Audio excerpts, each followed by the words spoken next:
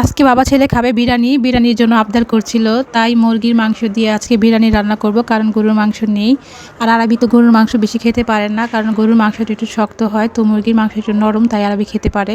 তো আসসালামু আলাইকুম, সবাই কেমন আছেন? আলহামদুলিল্লাহ আপু, আমরা কিন্তু ভালো আছি। তো আমি কিন্তু আজকে মুরগির মাংসটা একটু ভেজে তারপরে বিরিয়ানিটা রান্না করব। তো সব সময় কিন্তু মাংসটা কষিয়ে নিই, আর এদিক দিয়ে কিন্তু আমি গরম পানি করছি। আজকে কিন্তু বাইরে অনেক ঠান্ডা, তো সেজন্য গরম পানি দিয়েই সবাই আজকে গোসল করবে। তাও আজকে শুক্রবার, কালকে কেউ গোসল করিনি, তো তাই আজকে তো সবারই গোসল করতে হবে। তাই এখানে আমি কিন্তু একটা ফ্রাই প্যানে তেল গরম করে নিচ্ছি, মাংসটা একটু ভেজে নেব, আর সাথে কয়েকটা আলু নিয়েছি, আলুটাও একটু ভেজে নেব।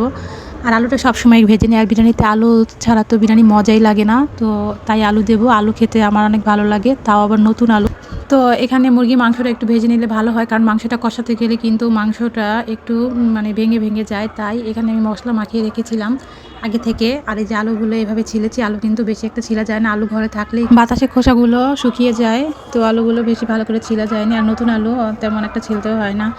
তো এই তো আমি কিন্তু এখান দিয়ে মাংসগুলো ভেজে নিচ্ছিলাম। আর আরবি খাবে লেগ পিস, তাই আরবির জন্য লেগ পিস এরকমই রেখেছি, আর এটাকে পিস টুকরো করিনি। আর এদিক দিয়ে একটু ঠান্ডাটা কম ছিল, তো ঘরে ধোয়া ভরে যাচ্ছে, তাই এদিক দিয়ে একটু জ্বালানটা খুলে দিয়েছি। আর এই যে আলু, এই কয়েকটা আলুই আমি দিব। তো সকালবেলা কিন্তু ঘুম থেকে উঠে চা আর বিস্কিট খেয়েছিলাম, আজকে রুটি বানাইনি। তো এখানে বাচ্চার খাতা রোদ দিয়েছি, কারণ বাইরে কিন্তু রোদ নেই, তো এখানে একটু গরম করে নিচ্ছি খাতাগুলো। বাইরে খাতা রোদ দিলে কিন্তু ঠান্ডা হয়ে থাকে। তো এখানে আমি এই আলুগুলোর সাথে দিয়ে দিয়েছি, একটু ভেজে নিচ্ছি। আর আমি 2-3টা চাপটি বানাবো, আমি একটু ওই সবজি দিয়ে খাবো। শুধু তো সবজিটা কিন্তু কালকে রান্না করেছিলাম, ওই সবজি একটু ছিল, ওটা দিয়ে আমি একটু চাপটি বানিয়ে নিচ্ছি আমি খাওয়ার জন্য। তো আজকে কিন্তু ভাত টাত কিছুই রান্না করবো না, এখন তো আমরা বিরিয়ানি খাবো দুপুরে।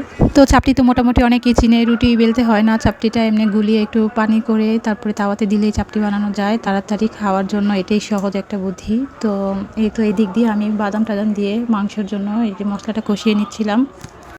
এখন এদিক দিয়ে মশলাটা কষাচ্ছি। তো এখানে কিন্তু আমি মাংস আর আলু একসাথে দিয়ে দিয়েছি, কারণ হচ্ছে এটা নতুন আলু, এটা কিন্তু মাংসের সাথে একসাথে সিদ্ধ হয়ে যাবে। আর মাংসটা তো আগে ভেজে নিয়েছিলাম, আলুটাও ভেজে নিয়েছি, তো এগুলো কিন্তু আদা সিদ্ধ করা আগে থেকেই আছে। তো এখানে কিন্তু আরবির জন্য কয়েকটা ভাত নিয়েছি, একটু গরম করে আরবিকে খাওয়াবো, কারণ আরবিকে এই ভাতটা খাইয়ে ওকে ওষুধ খাওয়াতে হবে। তাই আরবি আমার সাথে সকালে চা বিস্কিট খেয়েছিল, তো ওষুধ খাওয়ানো হয়নি, তাই আরবির জন্য ভাতটা গরম করে নিচ্ছি। তো এখানে কিন্তু আমি বিরিয়ানি মশলা কিন্তু রাঁধুনি মিক্স, এটা কিন্তু আমি ব্যবহার করেছিলাম, বাটা মশলাই সবসময় ব্যবহার করি। তো আজকে বাটা মশলা ব্যবহার করে নিই, তাড়াতাড়ি করে তো রান্না করছি, তাই আমি আর বাটা মশলা বাটিনি।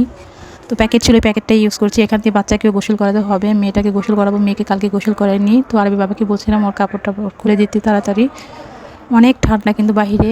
তো মেয়েকে একটু শ্যাম্পু করে দিচ্ছিলাম, কারণ মাথায় ওর খুশকি আছে। তো এই যে বাইরে কিন্তু গ্লাস আমাদের ভিজে গেছে, অনেক ঠান্ডা বাইরে।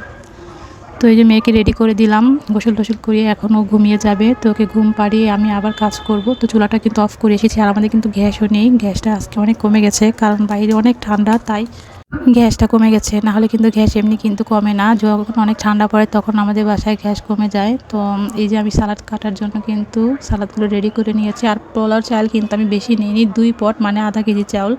তো আধা কেজি চালের মধ্যে কিন্তু মাংস মোটামুটি ভালোই, অনেকগুলো মাংস দিয়েছি, সাথে আলু দিয়েছি। তো এই 2 পট চাল মানে আধা কেজি চালে কিন্তু আমাদের সবার দুপুরে খাবারটা হয়ে যাবে। তো বিরিয়ানি রান্না করলে কিন্তু 2 বেলার জন্য সবসময় রান্না করি, তো আজকে শুধু 1 বেলার জন্য রান্না করছি, শুধু দুপুরের জন্য, রাতের জন্য নেই। তো বলেছিলাম কিন্তু আমাদের গ্যাসের অবস্থা অনেক খারাপ, এই গ্যাসে কিভাবে রান্না করব, কারণ সাহসে কুলাচ্ছিল না। দেখেন গ্যাসের কি অবস্থা, এতটুকু গ্যাসে কি রান্না করা যায়? তারপরেও কি করব, যেহেতু ভাত তরকারি কিছুই রান্না করিনি, তো বিরিয়ানি তো খাবো বলেছি, তো তাই কিন্তু সাহস করে রান্না করতে নিয়েছি আল্লাহর নাম নিয়ে। তো এই যে দেখেন গ্যাসের কী অবস্থা, তো কি করব আর। তো পোলাও চালটা তাড়াতাড়ি একটু কষিয়ে নিচ্ছিলাম, তো একটু পরে গ্যাস চলে আসবে, অতক্ষণ আর অপেক্ষা করা সম্ভব না। আরবি বাবা তো নামাজ পড়ে একটু পরে চলে আসবে।